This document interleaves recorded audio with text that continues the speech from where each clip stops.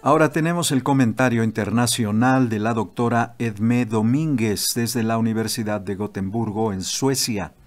Ella visitó recientemente Costa de Marfil en África y en ese sentido nos brinda sus reflexiones en torno al manejo de recursos económicos, también naturales, en aquel país, que a pesar de ser considerado pobre, tiene altos índices de estabilidad política. Escuchemos. La semana pasada visité la Universidad de la ciudad de Corcó, en el norte de Costa de Marfil.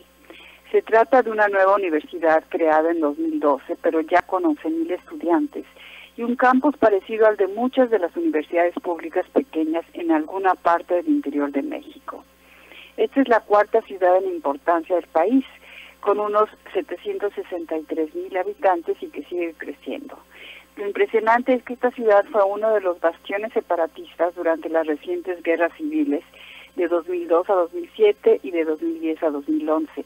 Guerras que dividieron al país en dos, pero que alcanzara la paz dieron paso a la reunificación y a la estabilidad actual. Esto dentro de uno de los países que menos atención recibe de los medios de comunicación, porque aunque pobre ya no tiene guerras, ni atentados, ni grupos fundamentalistas, ni ébola. Por el contrario, no solo goza de estabilidad política y económica, sino de bastante seguridad, ya que los índices de criminalidad son bajos y la policía goza de suficiente legitimidad y respeto. De hecho, Costa de Marfil tiene uno de los ingresos per cápita más altos de la región, $1,662 en 2017, y es la economía más grande, con el 40% del Producto Nacional Bruto de la Unión Monetaria y Económica de África Occidental. Aún así, se trata de un país pobre, cuyas imágenes en cuanto a villas, miserias, ciudades perdidas, como se dice en México, son comparables a las de muchas ciudades mexicanas, pero sobre todo centroamericanas y caribeñas. Su población total suma más de 25 millones, de los cuales más del 30% son migrantes de los países vecinos, Burkina Faso, Mali y Ghana, donde sigue habiendo conflictos. Las tasas de pobreza afectan, según la fuente que se consulte, del 25 al 50% de la población, y la desocupación del sector formal de la economía es del 40% de la población económicamente activa. Además, de toda la población, solo el 44% sabe leer y escribir. Se trata de un país, sobre todo agrícola, que vive de la exportación de materias primas, en particular del cacao, café, nueces y frutas.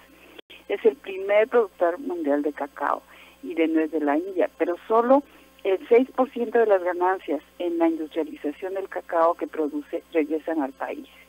Posee también variados recursos minerales y hasta petróleo, pero como ya sabemos, estos recursos, más que una riqueza, se convierte a veces en una maldición por la explotación irregulada y la codicia, malversación y corrupción que generan. Pero la juventud de su población genera aún posibilidades, aunque también retos.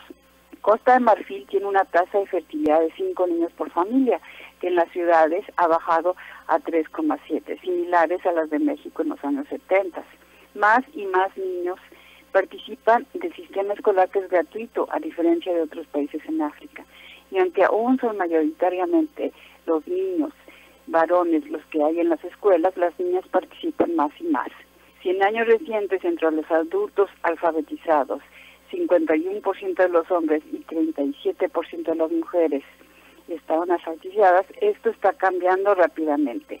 Un dato que es posible tenga que ver con la tranquilidad del país es la convivencia pacífica entre los diferentes grupos religiosos y la ausencia de grupos fundamentalistas violentos. Aunque las costumbres dañinas asociadas a prácticas o culturas religiosas como aún son poderosas, por ejemplo, las niñas en el campo aún tienen que sufrir en muchos casos la mutilación genital femenina, cuya tasa reciente era aún del 36%, aún alrededor del 40% de la población es musulmana y el resto se divide entre católicos y protestantes, aunque los ritos africanos animistas aún sobreviven y se mezclan a las religiones establecidas. Nuestro viaje tenía que ver con la planificación de futuros intercambios de estudiantes y profesores entre la Universidad de Corcó y la de Gotemburgo en Suecia. Como ya mencioné, se trata de una universidad pequeña y de reciente creación, pero el entusiasmo de sus profesores y alumnos era evidente, aunque la posibilidad de este intercambio representa un reto para ellos, ya que los participantes tendrán que aprender un inglés de buen nivel, su idioma materno es el francés, para poder participar. Si bien la mayoría de ellos, profesores y estudiantes, eran hombres, ya había varias mujeres a ambos niveles. Además, la conciencia de género también avanza y ya se había formado una asociación de mujeres profesoras para apoyar los estudios de las estudiantes mujeres en aquella universidad. En síntesis, se trata de un país como muchos en África, pobre y con recursos agrícolas y minerales abundantes, pero a diferencia de sus vecinos, es un país que está sabiendo explotar mejor las posibilidades de romper el círculo vicioso de la pobreza, el fanatismo, la corrupción y la violencia. La imagen con la que me quedo es la de una niña humilde de 5 años leyendo de mi libro en español, un idioma que ya no entiende, pero que ya puede leer impulsada por la ambición de aprender y disfrutar de posibilidades que no tuvieron sus padres ni sus abuelos. Es la imagen de un futuro más esperanzador que lo que vemos a diario y que aminora el fatalismo que parece dominar en la actualidad. Para Radio Educación desde Gotemburgo, Suecia, les habló Edmé Domínguez Reyes.